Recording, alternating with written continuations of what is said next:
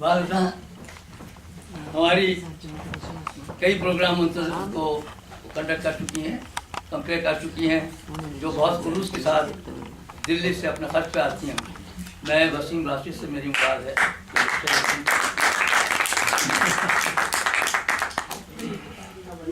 मुझे पता ही नहीं मेरा नाम लेने वाले हैं। हाँ, अब अवार्ड भी दिया जाने वाला है, उस पर मुझे एक तशवीश रही कि अपने यहाँ जो कातिब है कहीं उसने क्योंकि वसीम राशिद समझ कर मोहतरम ना लिख दिया हो तो वो अवार्ड। दूसरी माजरत ये है कि अभी हमारे शफीक साहब वो हमारे यहाँ के पार्सल भेजने वालों ने ये करम फरमाई की है, अवार्ड जो है वो गिलास के थे, तो 3 साल में आए बाकी टूट गए हैं, वो दिखाए जाएंगे बोर्ड। तो वो ये हमारी गुजारिश कि आप बॉक्स के साथ उसको रिसीव करेंगे, उसका रिप्लेसमेंट आ जाएगा। एक कुर्सी और आ जाएगी डोंट वरी। नहीं, यहाँ आइए बस, यहाँ नहीं आइए, नहीं यहाँ आइए पहले, डॉक्टर साहब प्लीज यहाँ आइए। आप बैठिए, कुर्सी आ रही है बाहर से।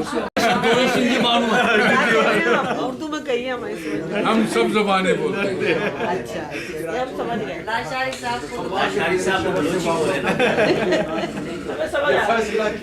नहीं ये मरवा दिया आपने। मैं लगाड़ियों से भागता हूँ। Thank you. अभी नहीं भाग सकते, इसे गुड सवाल ही कर देना भाई।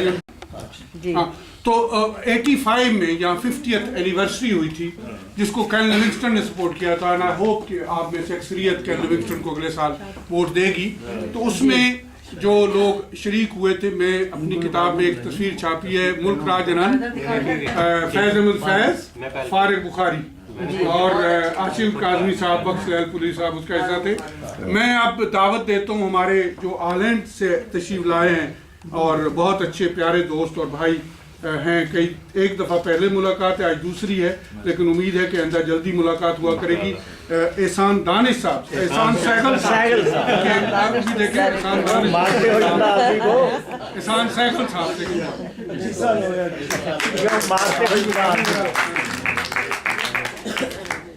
अब ये लिस्ट दे दें जी अपना डॉक्टर साहब। नहीं शायद जी फैज पर तो बहुत कुछ कहा जा चुका है। मैंने कहा है कि इश्क, एहतजाज, सूफी और फैज। शायरी की इब्तदा बचपन, लड़कपन और जवानी की इन राहों से होती है जिन पर चलते हुए दिल के नया खानों में अजीब और लतीफ़ सी करवटें अपने होने का पता देने लगती हैं। बैनुल अक़वामी शोहरत के हामिल दुनिया उर्दू के अजीम शायर और तरक्की पसंद शोरा की साख फैज़ अहमद फैज़ भी इस राह से गुजर कर ही कुंदन बने। रात ढलने लगी है सीनों में, आग सुलगाओ आप जीनों में, जिले उशाक की खबर लेना गिरते हैं इन महीनों में। रात यूं दिल में तेरी खोई हुई याद आई, जैसे वीराने में चुपके से बाहर आ जाए, जैसे सहराओं में होले से बादे चले, जैसे बीमार को बेवजह करार आ जाए।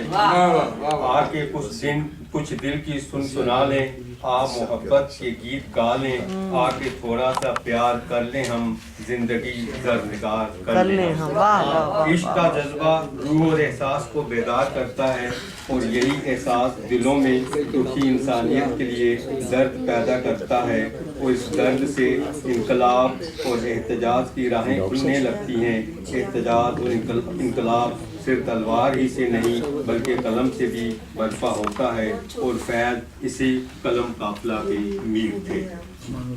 फैज़ ने अपनी शायरी में दुनिया के मजलूम और बेकस व मजबूर इंसानों के बुनियादी हकूक़ के लिए एहतजाज और इनकलाब का इजहार बड़ी ही मानूस और आम फहम तशबीहात से किया। फैज़ के यहाँ कैफी आज़मी, सरदार जाफरी और साहिर लुधियानवी की तरह नारा जंग या नारा एहतजाज बुलंद नहीं हुआ।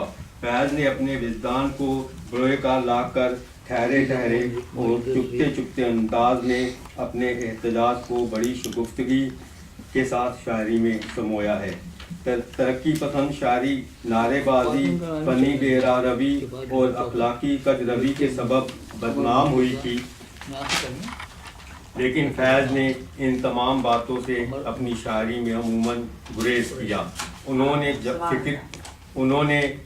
نے فکری جمال، فنی کمال و افادیت، حقیقت پسندی اور رومانیت کے مقصد اور ذریعوں کو آپس میں ضم کر کے ایک نیا ذہن، نیا مزاج اور نیا رنگ دیا. فیض اپنی شاعری میں تمام انسانوں کے بنیادی حقوق کے تحفظ اور حصول کی بات کرتے رہے.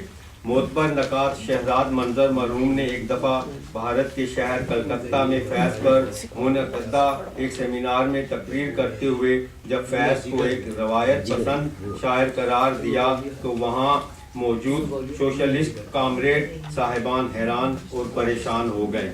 لیکن یہ بات حقیقت اس لیے معلوم ہوتی ہے کہ ایک دفعہ کسی نے فیض صاحب سے پوچھا کہ آپ صوفی اور سوشلسٹ کامریڈ کا تقابل اور موازنہ کیسے کریں گے؟ تو فیض نے جواب میں فقط اتنا کہا، صوفی ہی تو اصلی کامریڈ ہیں. آپ اس جملے کی گہرائی میں جائیے تو حقیقت خود بخود واضح ہو جاتی ہے.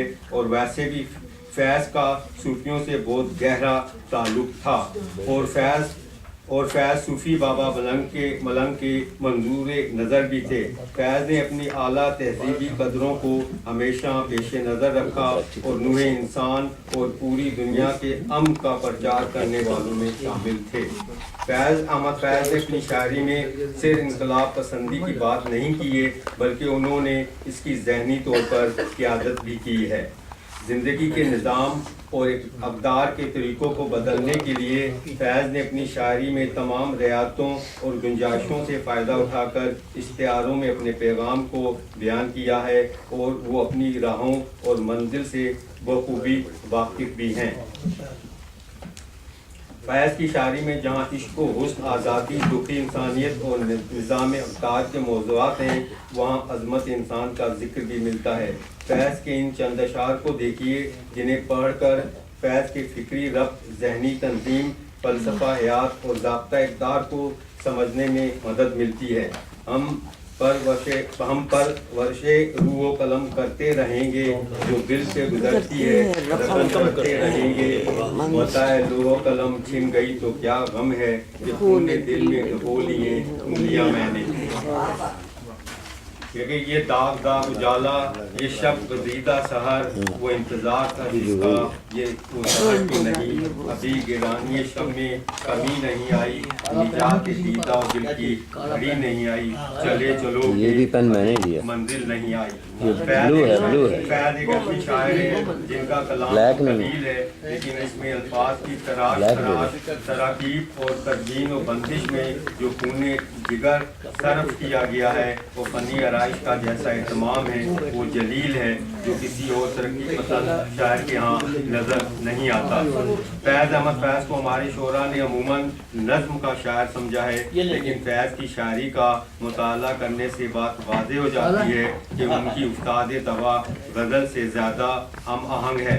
انہوں نے کئی غزلیں بھی کہی ہیں، ویسے تو ان کی مختصر نظموں پر بھی غزل ہی کا احساس ہوتا ہے سوائے چند نظموں کے.